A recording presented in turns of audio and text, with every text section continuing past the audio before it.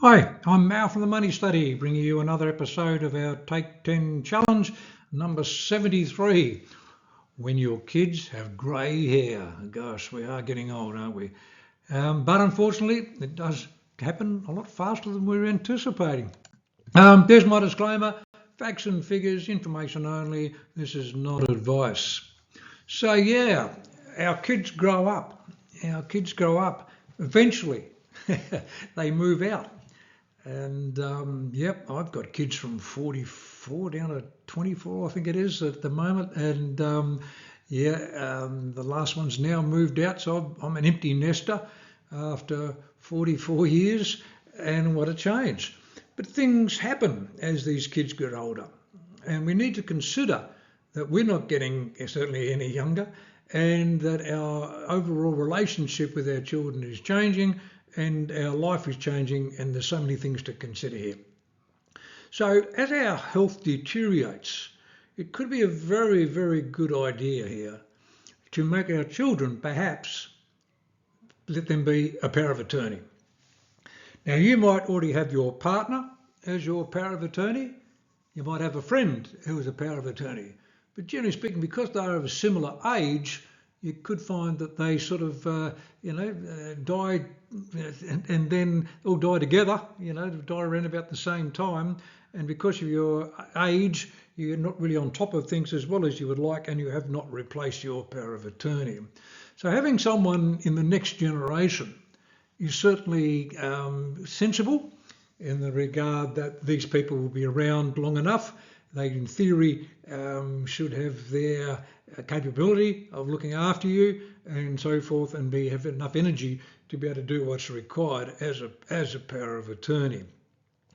Now, there are powers of attorney, which is basically, yep, you fill out the paperwork, they become your power of attorney so they can look after your affairs. But if something happened to you and you lose capacity, meaning mental capacity, and you're deemed to be not medically fit to be able to assess whether you can choose a power of attorney or not, then generally speaking, having a enduring power of attorney. Now, enduring power of attorney, your powers of attorney will still be your powers of attorney even if you have lost capacity. And that's generally speaking what we're after here. So it's basically having someone. And of course, it may not be your children. You may not have any children.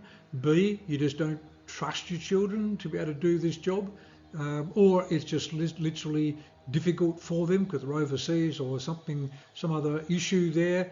Why making them another power of attorney?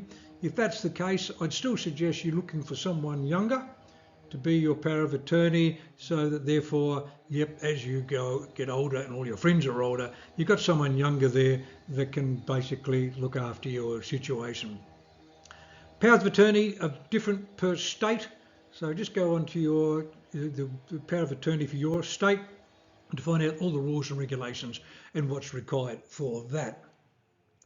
Next thing up is, of course, that if any of us are eligible for Centrelink, or perhaps we're close to getting Centrelink, but we basically just have too much money, and we think, gosh, it'd be nice to help our kids out.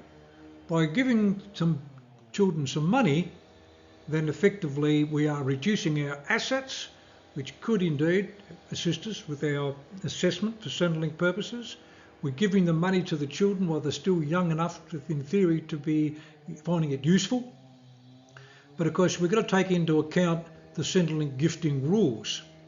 And basically what it boils down to is then you're not allowed to effectively contribute above the gifting rules, which at the moment is $30,000 over 5 years. And so you can't do more than that $30,000 over 5 years to your children. And so it's $10,000 a year, but it is capped at basically 30,000 over 5 years. So we limit it. Now, if it means that you go over, now because you can give your kids more, there's no problem in giving them more, but if you do give them more than that 30,000 within 5 years of applying for Centrelink, or you're obviously already on Centrelink, then for 5 years, that money you gave away is still an asset. So even though you don't have it anymore, Centrelink are saying, well, okay, you gave it away, so therefore we're going to penalise you for giving it away. We're going to count as if you've still got it for a period of 5 years.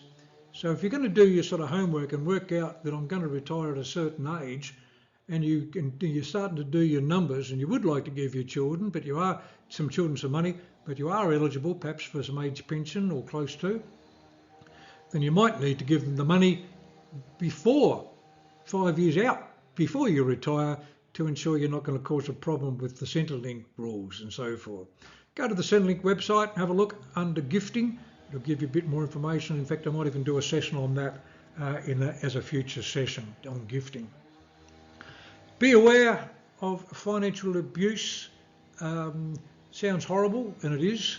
And unfortunately, I've seen it, and I've seen it too often, where effectively children can put extreme pressure on their parents to help them out. To me, that's abuse. That's abuse. You know, they can ask, you can say no, but if they keep on hounding you, you know, and abusing you because you're a baby boomer and you've had it all too good, no, look, it's abuse if they keep on pushing the problem. Now, you might want to help them, that's fine, and if you can afford to do so, that's fine. I will go through sessions on how we can help our children, but please do not let it get to a point where it becomes, as far as you're concerned, abuse in the regard that it's putting a lot of stress on you. No should be no, and that really should be the end of the story. Of course, there's more other ways that you can be financially abused, and you know, where they're forcing you or putting pressure on you to be perhaps the executor of something, or the guarantor of a loan, or basically lending them money, all sorts of things that could put you in a difficult spot, especially if things go wrong. Please feel free to say no, and it really should be the end of the story. Okay, but it's always a good time as we're getting older to sit down with our children. There's so many times that you pass away, well, you only pass away once, but people, when they pass away, without actually talking to their children about their wishes. So all of a sudden, the person's died, they're grieving, and all of a sudden they get the will, and they look at it and go, gosh, that's unfair. They just don't understand why the parent has decided to do things in a way that may not seem equitable to everybody. But there may be very, very good reasons for doing so.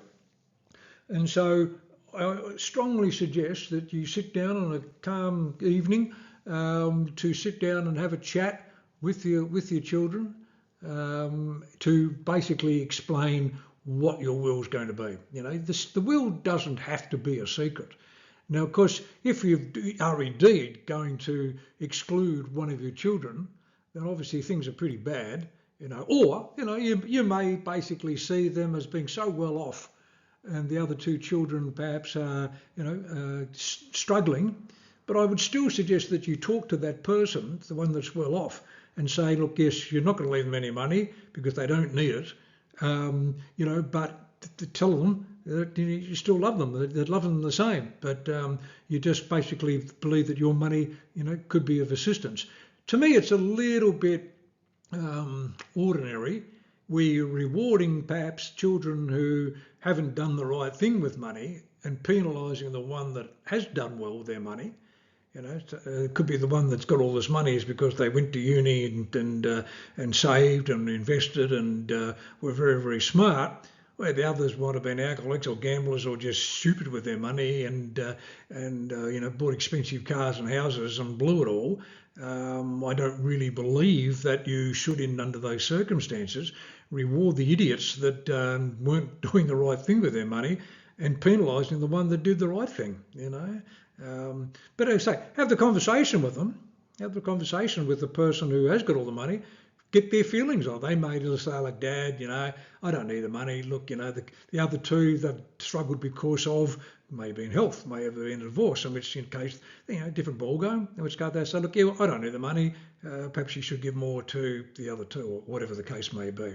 But if you get to talk to them about it, then obviously, we can iron out a lot of the problems, a lot of the hassles, and a lot of family breakups can be caused because of what seen to be inequitable disbursement of the estate due to some sort of clause in the will there. How do you want to get buried? Do you want to get buried? Do you want to get cremated? What song do you want? At your funeral. Um, I've got some weird ideas on that, which anyway, we won't worry about that. But I say, if the will is a little bit complicated and it's not just straightforward, please just sit down with them to explain why. And of course, if if you've buried the cash or you've got a safe hidden somewhere under the floorboards, I strongly suggest you tell them where it is. Yeah. And you don't want them to come and dig it up in the middle of the night, obviously. But obviously, the same token, you don't want to die with the money underground and no one knows it's there. There's probably a lot of other things to think of, but the session is just to get you thinking about all those issues, things you may not have been considering, because we just don't know what tomorrow is going to bring us. We may not wake up tomorrow morning, and a lot of things are left unsaid, undone, and in a bit of a quagmire. Sort them out now, get it all organised, and basically, hopefully, you can sleep at night and live to a ripe old age. Here to help in those ripe old age years.